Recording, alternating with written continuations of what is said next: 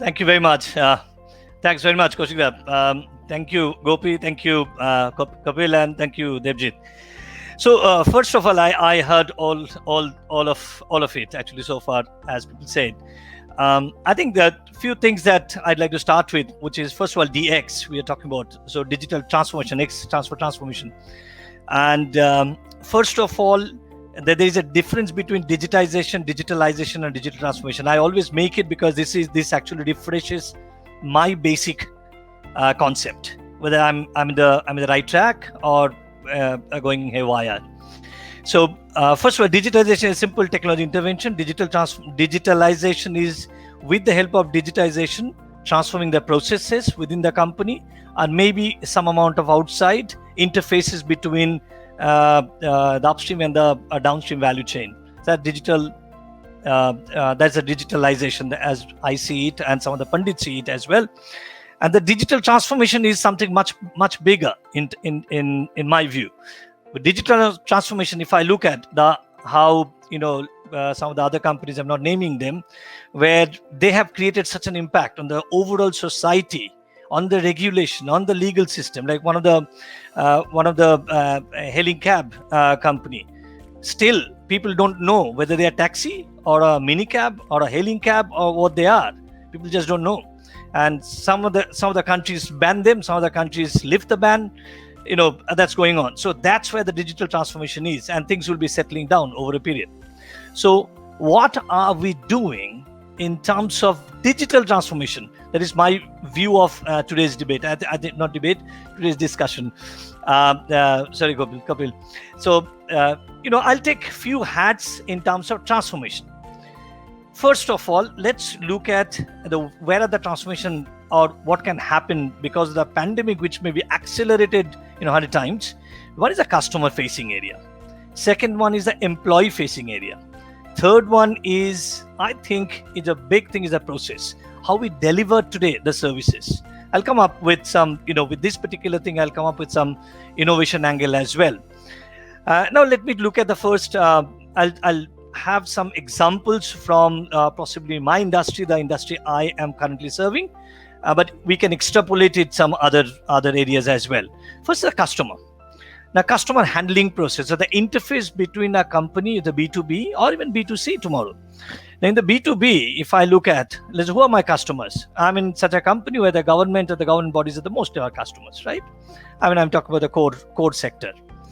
Now, if they're the sectors, till 4 months ago, I heard that no, the quality inspections will be happening only when the customer's authorized representative come to the site. Will they come in today? No, most likely, because everybody is afraid, very justifiably so. So what's going to happen? It's a complete interface is going to be changing. Government or no government. Somebody might have debated on this. No, government will not. Thanks to the Prime Minister here, who is talking only digital. Thanks to our CEO, is only talking digital. But when on the ground, I see a lot of noise, right? So, but after the pandemic, my belief is this part is going to be changed. Nobody is going to talk about after this, the client will come and I'll have to send the physical form. Somebody will go physically and exposing himself or herself into this area. So what's going to happen? It's all about digital. If I've done something, take it on the digital, some form or the other, whether it's a 2D, whether it's a 3D, whether it's a BIM, whether it's any kind of stuff. I'm not going into the technology part of it. I'm just simply saying that it has to be captured on the mobile, as Debjit was talking about the mobility. I just go to not only mobility, I'll talk about the innovation side of it. So take it on the mobility, whether it's a mobile, whether it's a tablet, whatever it is, and send it to the client, right?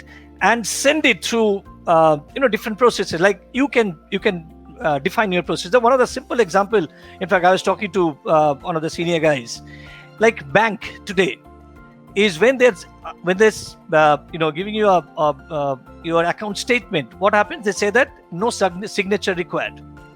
Why? Because everybody knows this bank is kind of some kind of a statutory system, whether it's ICICI Bank or a state bank, right? And everybody believes in that. So my question was, if I sign, or if my company's engineers sign that I have done it, why it should not be believed in by somebody else? because I'm one of the leaders in the industry. Or why only leaders? I've been given some work to do. I'm being paid for that. I'm delivering on the quality, and I'm saying that I have delivered. And in my company, somebody says that, okay, fine, you have delivered. I'm seconding it. Let it go to the client, and let the client see it and sign it, right? See it, sign it, reject it, whatever the stuff is, it can be done digitally. So the customer interfacing process, or interfacing side of it, can be transformed. Whether it's a B2B, B2C is a far more interesting. I'm not going too much into that. But as Gopi was talking about e-commerce, he's talking about, Devjit was talking about the other one, the CPG industry. I can see that today everything will be on AR tomorrow, right? Everything. If you try to search something, it will be coming as an AR object in front of you. So mobility, the mobility that we saw the last 3-4 years or 5 years of journey, the mobility for next 3 years or even 2 years will be completely different. Google is coming up with the AR search.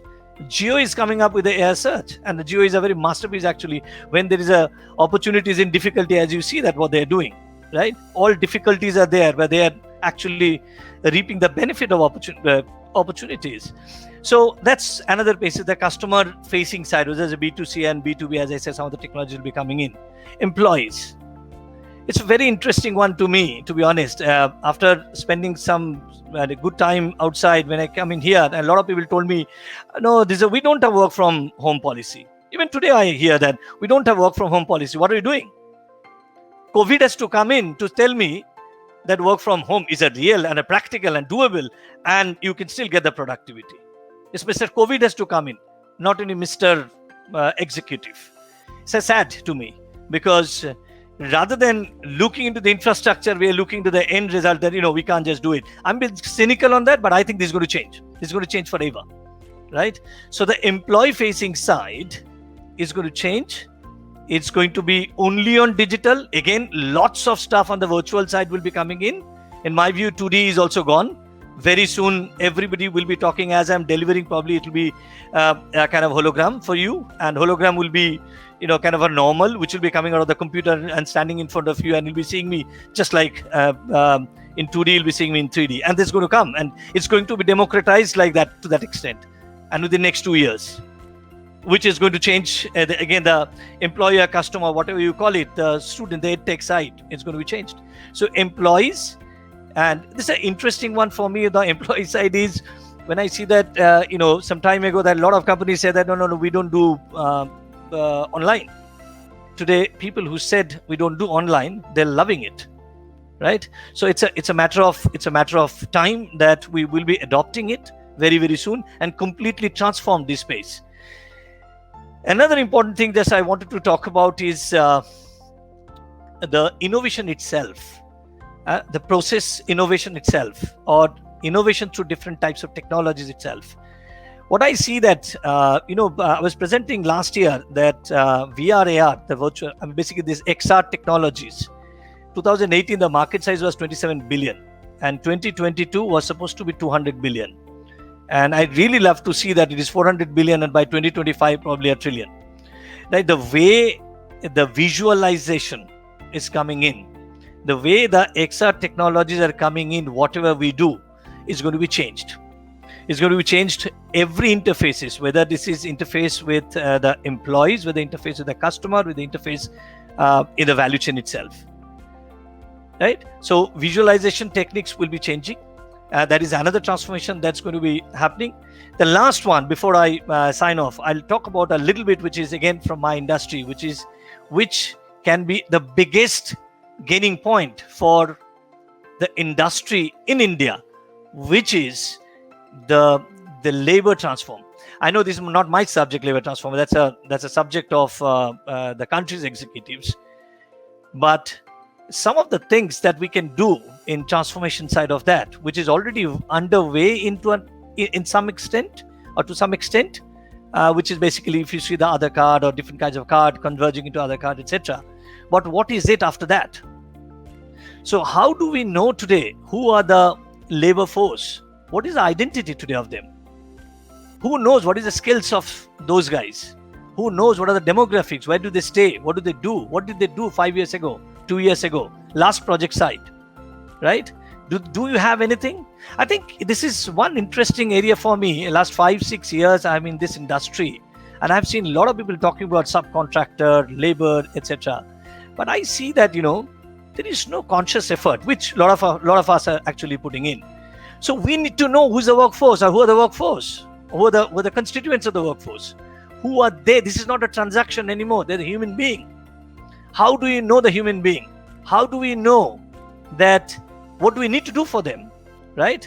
So that part need to be digitally transformed. I need to pay them on their Jan Dhan account directly.